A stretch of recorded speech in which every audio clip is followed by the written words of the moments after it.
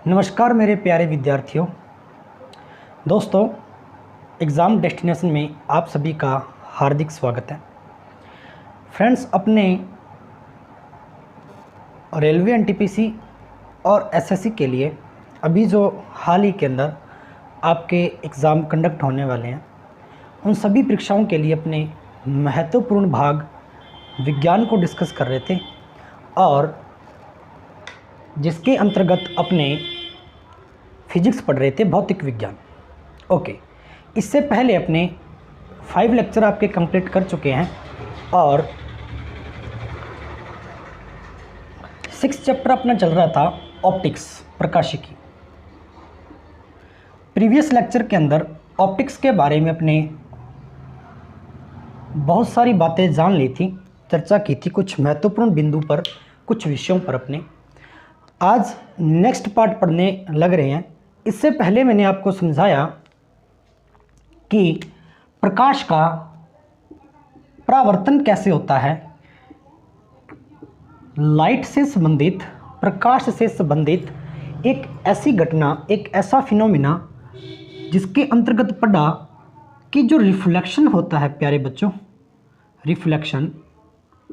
Reflection जो होता है, इसके अंतर्गत कोई प्रकाश किरण जब किसी प्लेन सरफेस पर टकराती है, समतल भाग पर टकराती है, तो उसी माध्यम में वो रिफ्लेक्ट हो जाती है, परावर्तित हो जाती है। जिस बिंदु से परावर्तित होती है वहाँ अपने एक नॉर्मल लेते हैं जिसे अभिलंब कहते हैं। इसको परावर्तित किरण कहते हैं, reflected ray, and that is ray of incident ray, आपतित किरण, इंसिडेंट रे। मैंने बताया कि नॉर्मल और आपतित किरण के मध्य बनने वाला कोण आई, जिसको इंसिडेंट एंगल के नाम से जाना जाता है, और रिफ्लेक्टिव एंगल जो परावर्तित किरण और अपने अभिलंब के मध्य बनने वाला कोण आर, जो कि कोण आई इज इक्वल टू कोण आर के होता है। क्या आपको इतनी बात समझ में आई? बिल्कुल आई सर। इससे संबंधित कल अपने कुछ महत्वपूर्ण बातें भी पढ़ी थी और जिसके अंदर सबसे अच्छा जो विषय सामने आया वो आया कि कोण आई जो होता है प्यारे बच्चों, वो कोण आर के कहीं ना कहीं इक्वल होता है। इसका तात्पर्य क्या? इस घटना के अंदर इस कहने का मतलब इस बात का यह है कि जब इंसिडेंट रे, आपतित किरण, जितने कोण से, जितने एंगल से किसी सरफेस पार्ट पर टच करती है, टकराती है, उतने ही एंगल से रिफ्लेक्ट होगी, उसी मीडियम के अंदर होगी, उसी माध्यम के अंदर होगी। चलो, एक बात आपके सामने आई, सर माध्यम, मीडियम, सर मीडियम क्या होता है? प्यारे बच्चों, मीडियम के बारे में पढ़ते हैं। सर कहीं ना कहीं ये वो मीडियम है, वो माध्यम है जो अपने स्कूलों में पढ़ते हैं। कैसा सर? भाई मैं तो इंग्लिश मीडियम का कैंडिडेट हूँ, हिंदी मीडियम का कैंडिडेट हूँ, अंग्रेज़ी माध्यम और हिंदी माध्यम। बच्चों, वो माध्यम की बात नहीं कर रहे कि किस पॉइंट ऑफ रेफरेंस की बात कर रहे हैं। हम लाइट के पॉइंट ऑफ रेफरेंस की बात कर रहे हैं, हम लाइट के रिस्पेक्ट में माध्यम को पढ़ रहे हैं। मीडियम का मतलब वो होता है जहाँ एक पर्टिकुलर प्लेस हो। जैसे मैं आपको समझाने का प्रयास कर रहा हूँ कि जहाँ धूल के कण हो, इन्वायरमेंटल हो, वातावरण हो, जैसे कि अपने एक खुले कमरे के अंदर हैं। अब कमरे के अंदर धूल के कण भी होंगे, कुछ गैसेस भी विद्यमान होगी, गैसों का पाया जाना, प्लस इन्वायरमेंटल की हवा या एयर, ये भी विद्यमान होगी। तो कहने का मतलब है वहाँ जो वातावरण बन गया वो एक मीडियम बन गया जिसके अंदर वायु है, एयर है। एयर एक मीडियम है। ग्लास, कांच, एक आपको कांच का टुकड़ा दे दिया जाए और जो चारों तरफ से बंद हो, एक कांच का डिब्बा, तो आपसे पूछा जाए कि इस कांच के डिब्बे के बाहरी भाग के अंदर या कांच वाले भाग के अंदर जो माध्यम होगा वो कौन सा होगा? तो आप कहेंगे सर कांच वाला माध्यम है, क्योंकि इसके अंदर जो मॉलिक्यूल्स हैं, जो अणु हैं, वो कांच के सम्मिलित हैं, ग्लास के सम्मिलित हैं। तो आपने इस पदार्थ के कणों के आधार पर, मॉलिक्यूल्स के आधार पर कांच को मीडियम माना या माध्यम माना? पानी की बात कर लेते सर, पानी भी एक माध्यम है। बिल्कुल है सर। आप जब किसी तालाब के अंदर देखते हो तो नीचे वाला जो भाग है पानी, और पानी के अंदर जो अणु पाए जाते हैं हाइड्रोजन प्लस ऑक्सीजन, तो हाइड्रोजन और ऑक्सीजन के जो मॉलिक्यूल्स हैं वो कंबाइंड होकर, संयोजित होकर जल का निर्माण करते हैं। तो कहेंगे कि पानी, वाटर भी एक क्या है? मीडियम है। बिल्कुल मीडियम है, माध्यम है। चलो, तो माध्यम के बारे में अपने को समझ में बात आ गई कि जहाँ किसी पदार्थ में कणों का होना अति आवश्यक हो, या वो पदार्थ किसी अणुओं से मिलकर बना हो या वायु से मिलकर बना, तो माध्यम होगा। पर्टिकुलर एक वो पीरियड होगा, एक टाइम होगा, एक माध्यम। रिफ्लेक्शन इफेक्ट के बारे में पढ़ा और उसके अंदर ये बात आई कि जितने कोण से किरण आपतित होगी उतने ही कोण से वो किरण रिफ्लेक्ट होगी। बिल्कुल राइट बात। आज का जो टॉपिक है प्यारे बच्चों वो है मिरर, दर्पण। दोस्तों दर्पण के बारे में पढ़ने लग रहे हैं तो दर्पण के बारे में आपने सुना भी होगा। आप मिरर को जानते हो सर, वो वाला मिरर क्या जो हम नहाने के बाद में डेली देखते हैं, जिसके अंदर हमारी सुंदरता प्रकट होती है। अरे शीशे के सामने खड़े होकर आधा आधा घंटा तक शीशे को निहारते हैं और पता चलता है कि हम कितने खूबसूरत हैं, है ना। जिसमें आप अपनी खूबसूरती का नज़ारा देखते हो प्रतिदिन, है ना, जो आप रूप देखते हो, वो वाला मिरर की बात कर रहे हो। बिल्कुल प्यारे बच्चों, मिरर तो वही है, दर्पण तो वही है, लेकिन जब अपने ऑप्टिक्स के अंदर दर्पण को पढ़ रहे हैं, ऑप्टिक्स के रिस्पेक्ट में जब अपने मिरर टॉपिक की चर्चा करने लग रहे हैं, तो इसके अंदर दर्पण को मुख्य रूप से दो भागों में वर्गीकृत किया गया। उससे पहले अपनी ये जान लेते हैं कि दर्पण होता क्या है। दर्पण एक कांच की सतह होती है, एक ग्लास का टुकड़ा होता है, कांच की सतह होती है। मिरर एक कांच की सतह होती है प्यारे बच्चों, ठीक है, जिसके एक पृष्ठ पर, जैसे ये कांच है, अभी ये दर्पण नहीं है, कांच है, इसके किसी भी एक सरफेस पर, किसी एक पृष्ठ पर पॉलिश कर दी जाए, अब ये किसके अंदर कन्वर्ट हो गया? एज ए मिरर के अंदर। तो किसी एक सतह पर यदि अपने पॉलिश कर दी जाए तो वह दर्पण में परिवर्तित हो जाता है, अर्थात अपना प्रतिबिंब जो है, अपनी जो इमेज है, अपनी जो फोटो है, वो अब इस ऑब्जेक्ट के अंदर, इस पदार्थ के अंदर अपने को दिखाई देगी, जिसे अपने किसका नाम दिया? मिरर का नाम दिया। चलो, यहां तक बात अपने को समझ में आ गई होगी। नेक्स्ट अपने पढ़ने जा रहे हैं दर्पण के प्रकार। दर्पण को मुख्य रूप से दो प्रकार के अंदर विभाजित किया गया, दो भागों में। सबसे पहले पढ़ते हैं समतल दर्पण, plane mirror, plane mirror. Number 2 गोलीय दर्पण, स्फेरिकल मिरर, स्फेरिकल मिरर, गोलीय दर्पण। दो भागों के अंदर विभाजित किया, प्लेन मिरर और स्फेरिकल मिरर। स्फेरिकल जो मिरर है, गोलीय जो दर्पण है, इसको आगे दो भागों के अंदर और विभाजित किया गया है। पहला भाग अवतल दर्पण, नाम तो सुना ही होगा, कनकेव मिरर भी कहते हैं, कनकेव मिरर। नंबर 2 उत्तल दर्पण, कॉन्वेक्स मिरर, कॉन्वेक्स मिरर। प्यारे बच्चों, क्या बात सामने आई कि गोलीय दर्पण को मुख्य रूप से दो भागों में विभाजित किया, एक तो समतल दर्पण और एक गोलीय दर्पण। गोलीय दर्पण को दो भागों में विभाजित किया, अवतल दर्पण और उत्तल दर्पण, कनकेव एंड कन्वेक्स मिरर। चलो, ये जो टॉपिक आपका स्फेरिकल मिरर है, इससे पहले इस चीज़ के बारे में स्टडी कर लेते हैं कि प्लेन मिरर क्या होता है, समतल दर्पण क्या होता है, और समतल दर्पण के अंदर अपने को प्रतिबिंब कैसा दिखाई देता है। चलो, समतल दर्पण के बारे में पढ़ लेते हैं। प्लेन मिरर, समतल दर्पण। विद्यार्थियों, समतल दर्पण किसे कहते हैं? जिसकी परावर्तक सतह समतल हो, जिसकी परावर्तक सतह समतल हो। परावर्तक सतह का मतलब क्या हो गया विद्यार्थियों? और किसी दूसरे भाग पर पॉलिश की गई हो। परावर्तक सतह का मतलब जब कोई प्रकाश की किरण आकर टकराए और टकराते हुए क्या हो जाए? परावर्तित हो जाए। ठीक है, ऐसी सतह क्या होती है? परावर्तक सतह। तो समतल दर्पण किसे कहेंगे? जिसकी परावर्तक सतह क्या हो? समतल हो। जो आप प्रतिदिन घरेलू रूप से घरों में जो उपयोग में लाते हो वो आपका प्लेन मिरर ही होता है, समतल दर्पण ही होता है। समतल दर्पण के अंदर प्रतिबिंब कैसे बनता है, इमेज कैसे बनती है, देख लीजिए। प्रतिबिंब का मतलब होती है अपनी तस्वीर का दिखाई देना, अपनी इमेज बनना। प्रतिबिंब भी प्यारे बच्चों दो प्रकार का होता है। एक तो होता है वास्तविक रियल इमेज, और एक होती है वर्चुअल इमेज, आभासी प्रतिबिंब। क्या समझाया? मैंने कहा कि जो प्रतिबिंब होता है वो वास्तविक होता है और एक होता है आभासी, या जिसे कहते हैं वर्चुअल इमेज।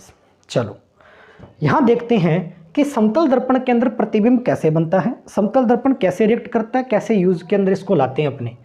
ध्यान देना, आपने कहा कि इसकी परावर्तक सतह समतल होती है, तो मैंने कहा सर बिल्कुल परावर्तक सतह समतल होती है। ये लो, ये परावर्तक सतह समतल बना दी और किसी एक भाग पर पॉलिश कर दी, और ये जो बन गया इसे कहा आपने समतल दर्पण। अब समतल दर्पण के अंदर प्रतिबिंब कैसे दिखाई देगा वो बात अपने जान लेते हैं थोड़ी। यहाँ जान लीजिए कि यहाँ पर कोई वस्तु रखी गई है इसके सामने, जिसको point A and point B से डोनेट करते हैं, वस्तु ए और बी। अब इस वस्तु का प्रतिबिंब इस दर्पण में कैसे दिखाई देगा या दर्पण पर कहाँ बनेगा, इस बात को समझते हैं। इस दर्पण इस वस्तु से किसी एक प्रकाश की किरण को, इस वस्तु से किसी एक प्रकाश की किरण को इसकी परावर्तक सतह पर आपतित करवाते हैं। अब ये किरण जा रही है किसी वस्तु पर, किसी वस्तु से किरण जब निकल रही है और वो मिरर पर टकरा रही है, तो इसका मतलब वो आपतित किरण है, आपतित हो रही है, आ रही है। किस पर आ रही है? दर्पण पर आ रही है। कहाँ से आ रही है? ऑब्जेक्ट से आ रही है। इट इज ए ऑब्जेक्ट, एक वस्तु है, ऑब्जेक्ट। ध्यान देना, आपको मैंने एक चीज समझाई थी परावर्तन प्रभाव में कि किरण जितने कोण से आपतित होती है सतह पर उतने ही कोण से निकल जाती है। सपोज दैट यहाँ अगर एंगल 60 डिग्री का बनेगा तो रिफ्लेक्टिव एंगल भी 60 डिग्री का बनेगा। इसे ही तो परावर्तन प्रभाव कहते हैं। तो आप कहेंगे सर ऐसा हो कि किरण अगर 90 डिग्री से आए, समतल पर 90 डिग्री से कोई किरण आपतित हो तो वो परावर्तित भी 90 डिग्री से होगी, मतलब जाएगी भी उसी मार्ग से, तो यहाँ भी तो कोण 90 डिग्री का बनेगा। बिल्कुल राइट बात। क्या ये बात यहाँ नहीं हो रही? क्या परावर्तन प्रभाव से ये बात यहाँ भी साबित हो रही है कि यहाँ से अपने जब किरण आई तो यहाँ दर्पण और किरण के मध्य जो कोण बन रहा है, क्या वो 90 डिग्री नहीं बन रहा? क्या बिल्कुल, यहाँ भी तो 90 डिग्री बन रहा है वस्तु और किरण के मध्य। जब जाएगी, जाकर पुनः क्या होगी प्यारे बच्चों? टकराकर परावर्तित होकर आएगी। जाएगी और जाने के बाद टकराकर परावर्तित होकर आएगी। ऐसे गई, अब ये परावर्तित होकर वापस आ गई। बिल्कुल करेक्ट बात।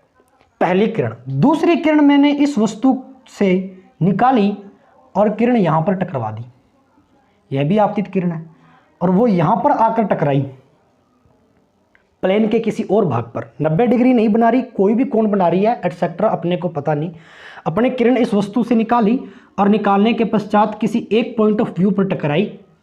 अब टकराएगी तो प्यारे बच्चों इसका भी तो रिफ्लेक्ट होगा। जितने कोण से टकराएगी यहाँ जो कोण बनेगा उतने कोण से क्या होगा? इसका रिफ्लेक्शन होगा। उतने कोण से ये परावर्तित होगी, यहाँ भी कोण उतना ही बनेगा। ठीक है ना? अब यहाँ जो बन रहा है इसके मध्य, ये अभिलंब है। अब मेरे को बताओ, मैंने आपको बताया कि जो वस्तु का प्रतिबिंब है, इमेज है, वो कहाँ बनता है? जब प्रकाश की दो किरणें किसी एक बिंदु पर मिलती हैं, किसी एक बिंदु पर मिलती हैं, जब प्रकाश की दो किरणें किसी एक बिंदु पर मिलती हैं, वहां उस वस्तु का प्रतिबिंब दिखाई देता है, उस पॉइंट पर वस्तु की फोटो दिखाई देती है। अपने को भी शीशे के अंदर फोटो वहीं दिखाई देती है जहां अपनी आंख के द्वारा निकाला हुआ प्रकाश उस दर्पण पर टकराता है, परावर्तित होकर अपनी आंख पर पुनः आता है और अपने को अपनी जो इमेज है वो उस दर्पण के अंदर दिखाई देती है। ये चीज भी मैंने आपको बता दी, ठीक है।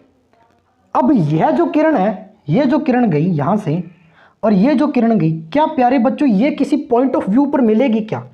ये किरण और ये किरण किसी बिंदु पर मिलेगी? नहीं। ये तो देखो दूरी बढ़ती जा रही है और जैसे जैसे पीछे जाएंगे दूरी बढ़ती ही जाएगी, मिलेगी तो नहीं। अगर मैं इसको यहां मिला दूं,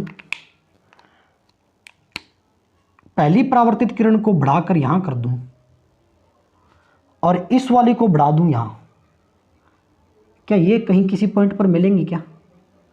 बिल्कुल मिलेंगी और मिलती हुई दिखाई भी दे रही हैं। तो कहने का मतलब है अब जो प्रतिबिंब बनेगा प्यारे बच्चों वो ए डैश यहां बनेगा, बी डैश। देख लीजिए, जितनी वस्तु की ऊंचाई है उतनी ही प्रतिबिंब की ऊंचाई है। दर्पण से जितनी दूरी वस्तु की है उतनी ही दूरी प्रतिबिंब की है, इमेज की है, उतनी ही दूरी इमेज की है। वस्तु सीधी है तो प्रतिबिंब भी क्या है? सीधा है। तो यहां से कुछ महत्वपूर्ण बिंदु सामने आए समतल दर्पण के बारे में। पहला बिंदु क्या आया सामने, यहां लिख देता हूं और समझने का प्रयास करना और इस चित्र को दोबारा देखना, अच्छे से समझ लेना। पहले मैंने किरण 1 ली, कोई भी किरण आप यहां से निकाली जो 90 डिग्री का कोण बना रही थी, और ये किरण 2 थी, ये दूसरी किरण थी जो किसी एक पॉइंट ऑफ व्यू पर टकरा रही थी और इन दोनों के मध्य ये अभिलंब का काम कर रहा है जहां दोनों टकरा रही हैं एक ही सतह पर। यहां मिल नहीं रही थी, इसको किसी दूसरे भाग पर मिलाया और यह जो दर्पण के पीछे वाला भाग है यह आभासी भाग है, वर्चुअल पार्ट है। अर्थात जो दर्पण के अंदर प्रतिबिंब बनेगा वो आभासी बनेगा, वास्तविक नहीं बनेगा। ये बात भी बिल्कुल राइट है, तभी तो इस पर एक कहावत बनी है ना, आभासी का मतलब क्या होता है? वैसा नहीं होता जैसी आपकी तस्वीर होती है, कि आईना कभी सच नहीं दिखाता। इसका तात्पर्य क्या है? ये तो एक कहावत है, लेकिन साइंटिफिक रीजन के अकॉर्डिंग भी ये बात सत्य है कि वास्तव के अंदर समतल दर्पण के अंदर जैसी अपनी तस्वीर होती है वैसी दिखाई नहीं देती है। समतल दर्पण के अंदर जो अपना राइट वाला भाग है वो दर्पण के अंदर देखने पर अपना लेफ्ट भाग दिखाई देगा, आप कभी भी नोट कर लेना, और जो लेफ्ट है वो राइट भाग दिखाई देगा। ध्यान देना, मैंने आपको क्या कहा कि जो प्रतिबिंब है इमेज के बारे में पढ़े वो कैसा होगा? प्रतिबिंब वस्तु का सीधा बनेगा और वर्चुअल बनेगा, अर्थात आभासी बनेगा।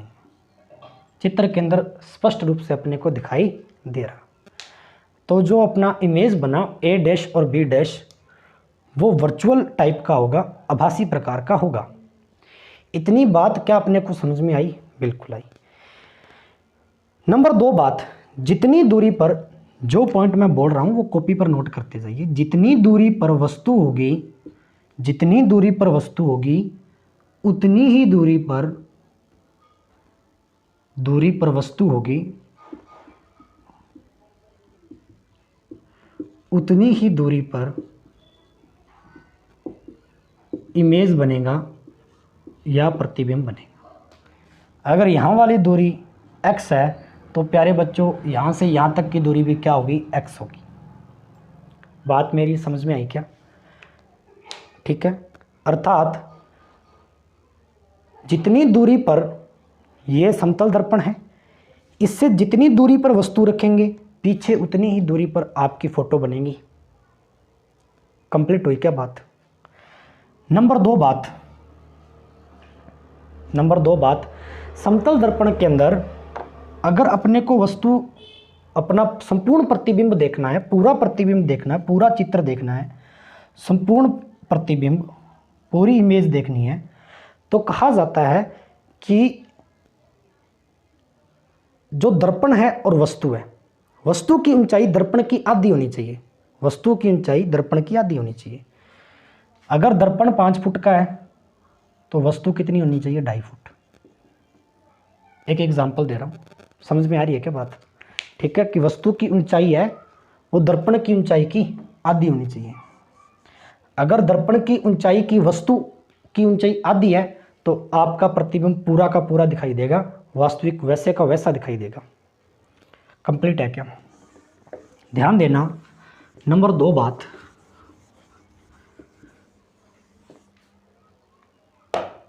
समतल दर्पण, सपोज दैट एक प्लेन मिरर यह है और एक ही है, इसके बाहर पॉलिश की गई है, ऐसे इसके बाहर पॉलिश की गई। इन दोनों को किसी ओ बिंदु पर मिला दिया जाए और इन दोनों के मध्य बनने वाला कोण कितना होगा? थीटा। और यहाँ इसके मध्य कोई वस्तु रख दी जाए तो पूछा जाता है कि इस वस्तु के कितने प्रतिबिंब इस दर्पण के अंदर बनेंगे, अर्थात प्रतिबिंबों की संख्या कितनी होगी। अगर संख्या को अपने n से रिप्रेजेंट करते हैं तो कहते हैं नंबर ऑफ इमेज कितनी होगी, find the number of image, ठीक है, of the both of the two mirror. चलो इतनी बात अपने को यहां समझ लेते हैं इस बात को पूरी। कहते हैं कि 2 या 2 से अधिक दर्पण किसी एक बिंदु पर मिला दो और उसके मध्य वस्तु रख दो तो जरूरी नहीं है कि वस्तु का एक ही प्रतिबिंब बनेगा, बहुत सारे प्रतिबिंब बन सकते हैं। इनका निर्धारण कैसे किया जाता है? तो n is equal to 360 divide by theta. Theta यहाँ 2 दर्पणों के मध्य बनने वाला कोण, एंगल।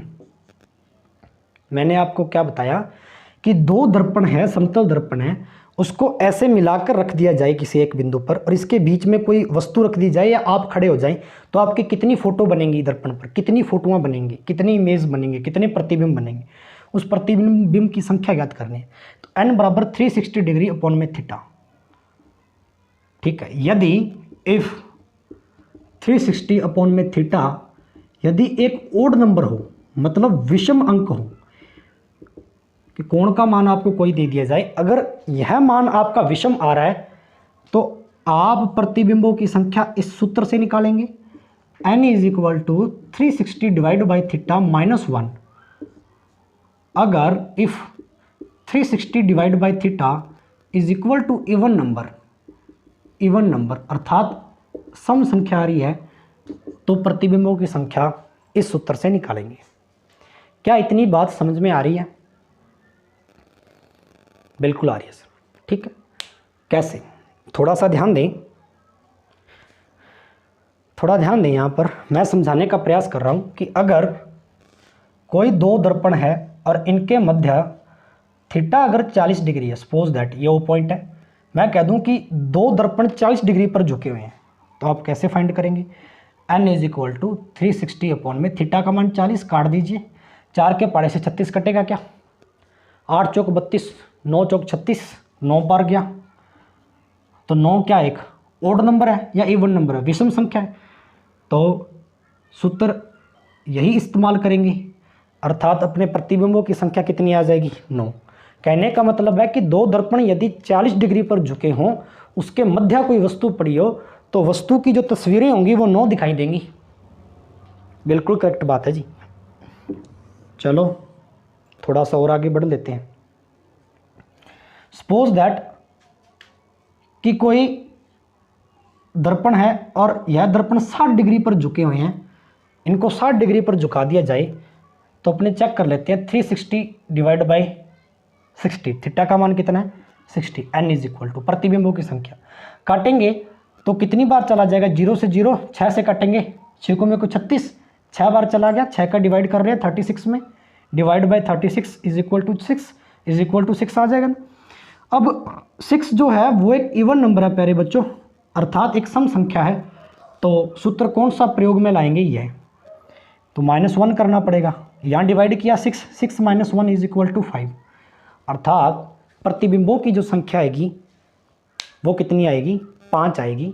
कितनी आएगी? 5 आएगी। ठीक है, ओके। तो इस पर बेस्ड न्यूमेरिकल्स भी आपकी परीक्षा के अंदर पूछे जाते हैं, कितने भी न्यूमेरिकल्स बना सकते हो यहाँ से।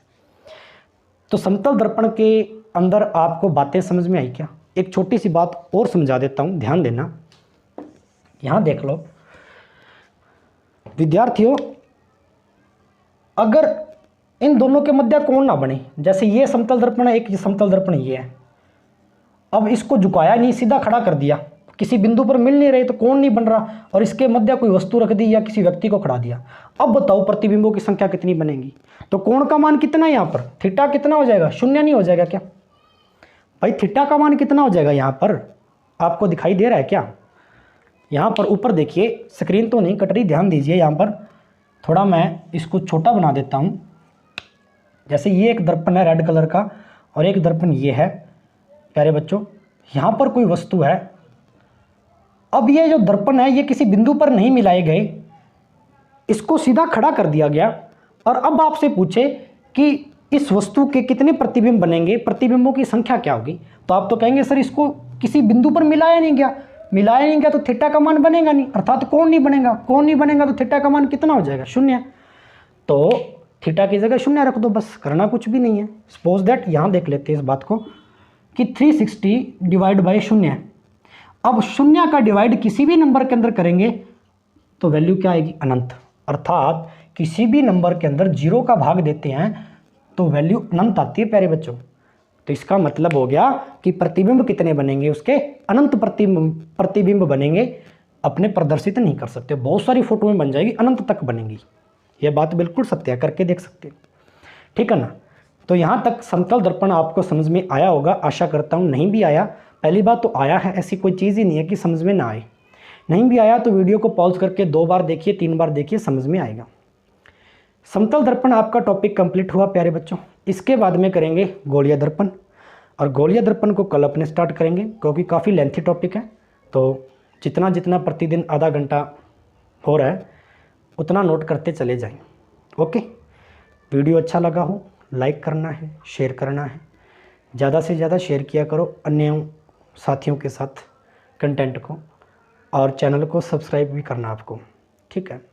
ओके, जय हिंद, जय भारत।